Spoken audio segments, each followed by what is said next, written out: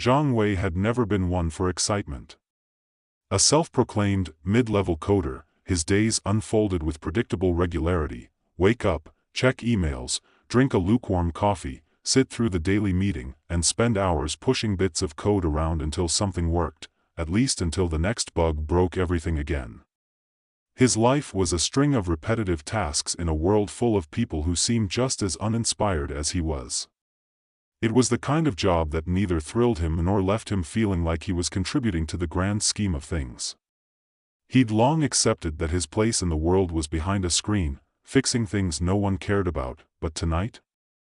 Tonight was different. Zhang had just wrapped up an exhausting day of coding, one bug fix after another, and he was sick of it.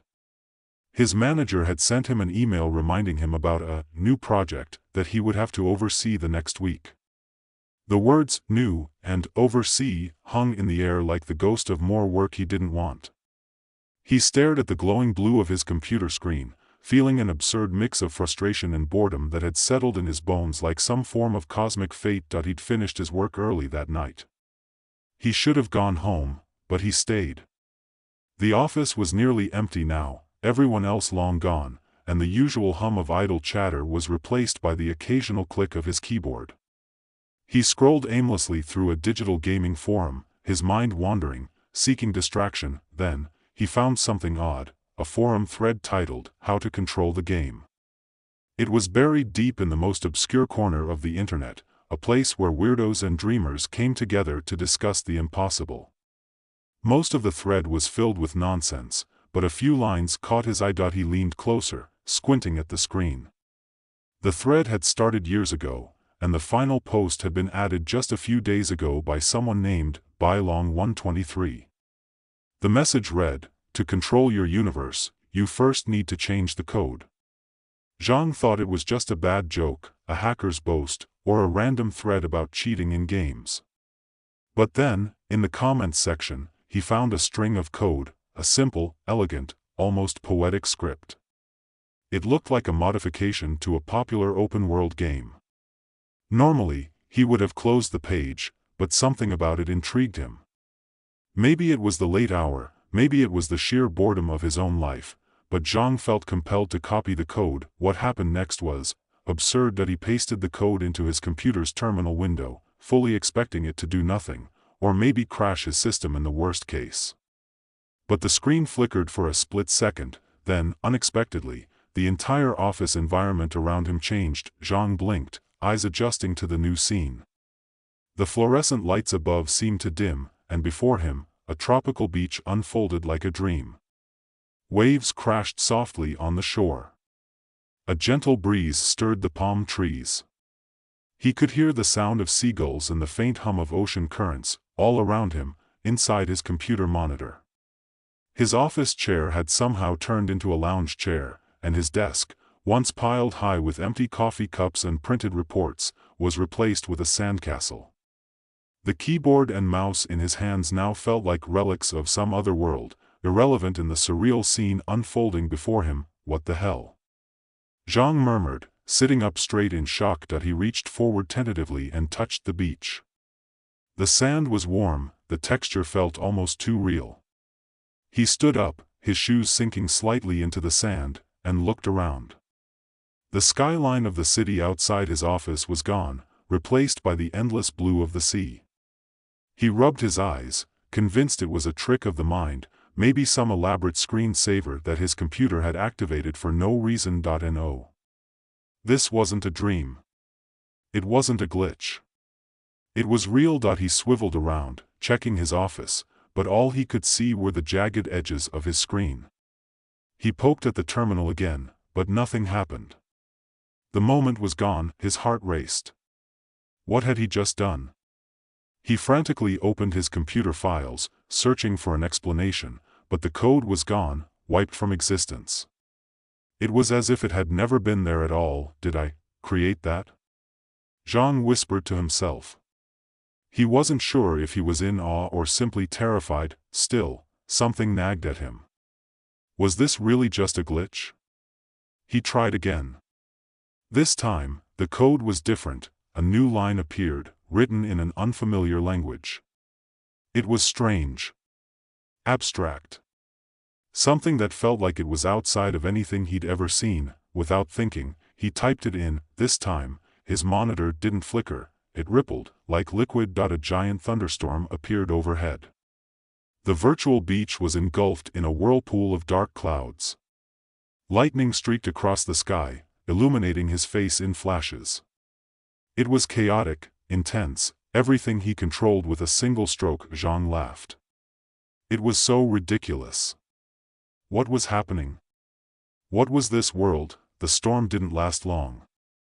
He made the clouds dissipate with the press of a key, replacing the storm with a serene sunset. Then, like a magician, he made the sun rise again, changing the colors of the sky, rearranging the world around him as though it were his personal playground. For the next few hours, Zhang lost himself in the digital world. He created mountains, oceans, forests, cities. He built castles in the clouds, then demolished them with a thought. The feeling of power was intoxicating. The idea that he could bend the rules of reality to his will gave him an overwhelming rush. It was like every part of the digital world had become an extension of his own mind, a reflection of his deepest desires. What began as simple experimentation soon turned into reckless fun. He started tweaking real-life systems. For example, he altered his personal bank account, transferring a few $1,000s into his own savings, just to see if it would work. And it did. It wasn't much, but the idea that he could change the real world from the comfort of his office was exhilarating. The more he did it, the more addicted he became to the idea of controlling everything around him. The line between the digital world and the real world started to blur. For the first time in years, Zhang felt like he had power, control, a sense of purpose. It was as though he had transcended his ordinary life. But that was the moment when things started to change. The next day, as Zhang walked into his office, his mind still buzzing with possibilities, something felt different. He couldn't quite put his finger on it. His computer hummed a little louder than usual, the keyboard felt colder beneath his fingertips. When he sat down, he noticed that his screen was flooded with notifications, all of them marked with a red flag. It wasn't spam. It was a message, a warning: stop. You have been watched. Leave now. Zhang's heart skipped a beat. He stared at the message, confused. His hand hovered over the mouse, but his instinct told him not to click. His eyes darted across the screen, scanning for clues, trying to make sense of the cryptic warning. The next line appeared, this time in black text, bolded and menacing: we know what you're doing. And we want in. Zhang stared at the message, frozen. His fingers hovered above the keyboard, unsure of what to do. The words on the screen seemed to pulse in the dim light of his office. The usual hum of the fluorescent lights overhead was somehow louder now, more menacing. He blinked a few times, rubbed his eyes, but the message was still there, clear as day. We know what you're doing. And we want in. It was absurd, wasn't it? He couldn't possibly be in danger. This had to be some kind of joke, some prank pulled off by a hacker. A message slipped into his system just to mess with him. But the weight of the words pressed on him. It didn't feel like a game. It felt like a threat. Zhang hit the mouse, trying to close the screen. But it wouldn't close. The message wouldn't disappear. Instead, the text shifted, changing in real time. Do you think you're the only one who can see the code? Do you think you're the only one who can control it? You have no idea what you're dealing with. We are everywhere. And we will find you. Zhang's pulse quickened. This wasn't just some online troll. Someone, or something, was watching him, tracking him. His mind raced. He thought back to the bizarre beach and the way he'd manipulated reality itself. The way he'd altered his bank account with a few keystrokes, the weather, the digital billboards outside his window. How much control did he really have? What was he doing? He quickly reached for the power button on his computer, desperate to shut it down, but before his fingers made contact, a new notification popped up. This one was different. Instead of the usual ping, it was an ominous click, followed by another message: we're already inside. You can't escape. Zhang froze. What did that mean? How could they be inside his system? He wasn't some high-level hacker. He didn't even have any advanced security protocols. He was just an average coder with an average office job. But he had tapped into something much bigger than himself, something that, apparently, someone else was aware of. A wave of panic hit him. He felt like he was suffocating in his own office. His computer screen was now a window into an unknown world, and his actions, the manipulations, the pranks, the small adjustments to his own reality, had awakened something dangerous. The lines between the digital world and the real world were starting to dissolve, and he was losing control. He didn't have time to think. His fingers moved of their own accord, typing out a response. Who are you? What do you want from me? The words appeared almost instantly on his screen, as if whoever was watching had been waiting for them. The reply came back, we are the Red Spire. And we have plans for you. Zhang's hands shook. The Red Spire? He'd never heard of them. What kind of name was that? His curiosity outweighed his fear, just barely, and he typed again, what do you mean? What plans? But the message was gone before he could hit send. His screen flickered violently, like a bulb about to burn out. Zhang's heart raced. This couldn't be real. This had to be some kind of elaborate hack, an infiltration that was somehow messing with his system. He grabbed his phone, dialing his best friend, Marcus, a fellow programmer who worked at a tech startup. Marcus, you need to help me, Zhang said, his voice trembling. Someone's messing with my computer. They're sending me messages. Marcus sounded groggy on the other end, clearly annoyed. It's past midnight, man. What's going on? Listen to me. I think I'm being tracked, Zhang said, his voice low. There's this group called the Red Spire. They know what I've been doing. They're threatening me. But Marcus cut him off. Zhang, calm down. Red Spire? That sounds like some dark web conspiracy stuff. This is probably some phishing scam or malware you downloaded without realizing it. You're overreacting. Zhang's mind spun. He wanted to believe Marcus. The idea that this could be some elaborate prank or scam felt safer than the reality of what he was dealing with. But something deep inside him told him that he was way in over his head. He looked back at his screen, but nothing had changed. No more messages, no more warnings. It was almost as if the Red Spire had vanished as suddenly as they'd appeared. His system was calm again, but Zhang couldn't shake the feeling of dread building in his chest. Zhang, listen, Marcus said. Do a hard reset on your computer. Turn off your router, unplug everything. It's the only way to make sure they can't access anything. And make sure you run a virus scan once everything's back on. Zhang nodded absent-mindedly, already pulling at the cables under his desk. But as he went through the motions, something clicked in his mind. What if the problem wasn't his computer? What if the danger wasn't coming from some random hacker, but from something far bigger? He had changed things, he had changed reality itself. What if these people, this Red Spire, had been waiting for someone like him? For the first time, Zhang realized he might be the key to something much darker than anything he could have imagined. He didn't understand why or how, but his instinct told him he was at the center of something global, something dangerous. He had tapped into a network far more intricate than anything he'd ever dreamed of. It wasn't until the next morning that things started to spiral out of control. Zhang woke up late, his head pounding from a restless sleep. He stumbled out of bed, bleary-eyed, and reached for his phone. There were dozens of missed messages. From his boss. From Marcus. And a few from unknown numbers, but one message stood out. It was a news alert: massive system breach hits global financial sector. Thousands of accounts compromised. World market suspended. Zhang's heart dropped. He hadn't done this, had he? His powers hadn't reached this far, had they? He pulled up his bank account on his phone, his hands shaking as he checked the balance. To his horror, he saw that the money he had borrowed from the digital system was now gone. Every account linked to his name had been wiped clean, and there, on the screen, a single line of text appeared, almost as if it were mocking him. "Did you really think you could control this?" Zhang's breath caught in his throat.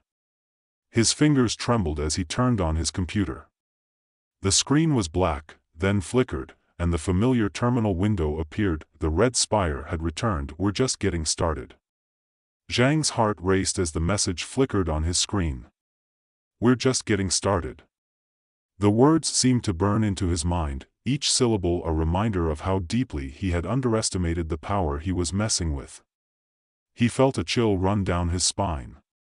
His palms were clammy as he stared at the terminal window, feeling more like a rat in a trap than the all-powerful creator he had once thought himself to be. What had he done? He ran his fingers over the keyboard, trying to shake off the anxiety that clung to him like a heavy cloak. He had to fix this. But how? He tried to disconnect from the network, but when he went to pull out his internet cable, a strange thing happened. His screen blinked again, and another message appeared. This time, the text was simple, cold, and direct. "Don't bother. We have control." Zhang cursed under his breath. He didn't know who these people were, but it was clear they had more power than he could ever fathom. This wasn't just some digital prank or scam, it was real. They were using his own abilities against him, and the more he fought, the tighter their grip seemed to become. In a panic, Zhang tried to access his system logs to trace any trace of these attackers, but the screen blinked once more and then displayed another message: "Stop running. You're not in control anymore." A shiver ran down his spine.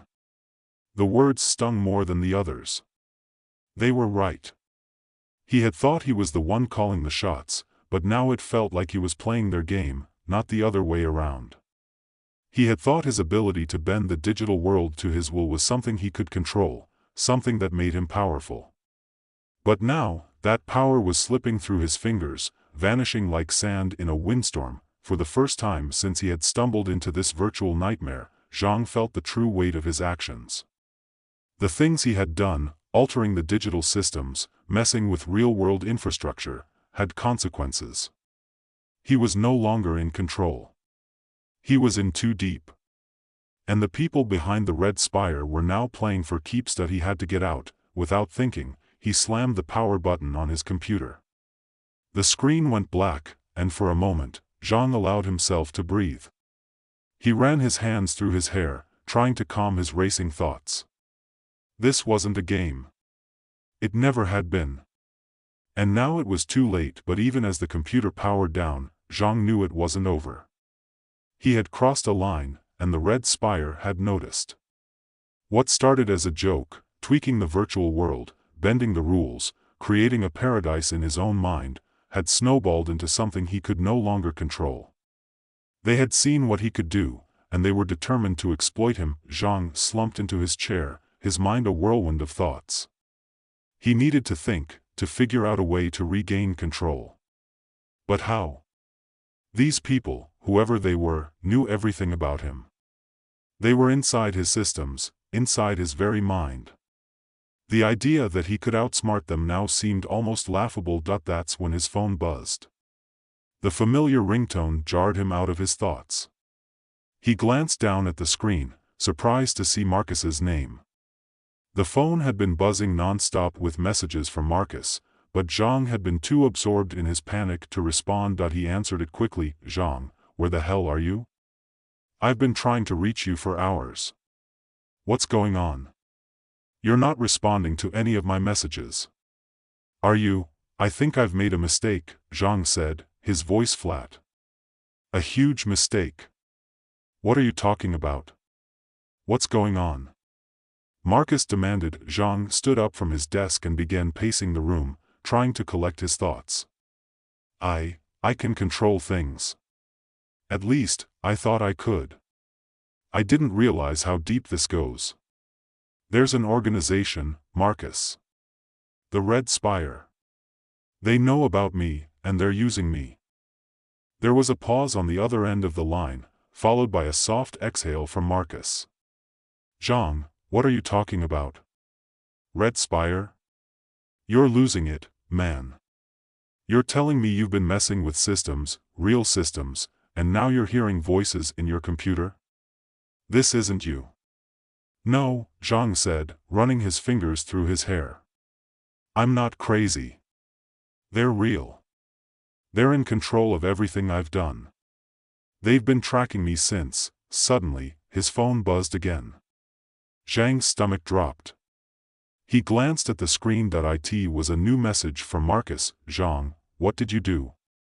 Zhang's heart froze. The message wasn't from his friend. It wasn't even from a phone number. It was a string of strange characters, the kind he recognized only from coding forums and hidden networks. His palms went cold. The Red Spire had hacked his phone too. They're in my phone, Zhang whispered. They're everywhere. Zhang, listen, Marcus's voice came through the speaker, urgently. You need to disconnect. This isn't you. This isn't real. If you can just step away. But Zhang wasn't listening anymore. His mind was racing. He had been right. He had crossed a line, and now it was too late. This wasn't just about power anymore. This wasn't just about playing God in a virtual world. The Red Spire had turned him into a pawn. They had been watching him, manipulating him from the start, feeding him the tools to dig his own grave. He dropped the phone, unable to focus on Marcus's voice anymore. The screen on his computer had come back to life, flashing with chaotic lines of code, none of which he understood. It was as if the Red Spire had hijacked every system he had touched, turning his creations into their own weapons. He was trapped in a maze of his own making. He sat down in front of his desk, the reality of his situation settling over him like a cold fog. There was no going back now. Everything he had done, all the harmless little pranks, the reality-shifting experiments, had led him here. To this moment. And now, he had to face the consequences. The terminal window blinked again. A message appeared, you've been a very useful tool. But now, it's time to pay the price. Zhang swallowed hard, knowing that there was no escape. The world he had once controlled, the world he had shaped with a few lines of code, was now out of his hands. And the Red Spire was going to make sure he learned just how dangerous it was to play God. The screen flashed once more, and then, everything went black. For a moment, Zhang thought it was over. But then, he heard a sound, soft at first, but growing louder. The sound of thousands of keystrokes, all at once. It was a constant, rhythmic tapping, like a digital heartbeat. His eyes widened in horror as his monitor flickered back on. The Red Spire had taken over. They were everywhere, inside everything. And now, they were in control. Zhang's chair creaked beneath him as he sat back, the weight of his actions pressing down on him. There was no going back. The line between the virtual and the real had vanished. And all he could do now was wait for the storm to break.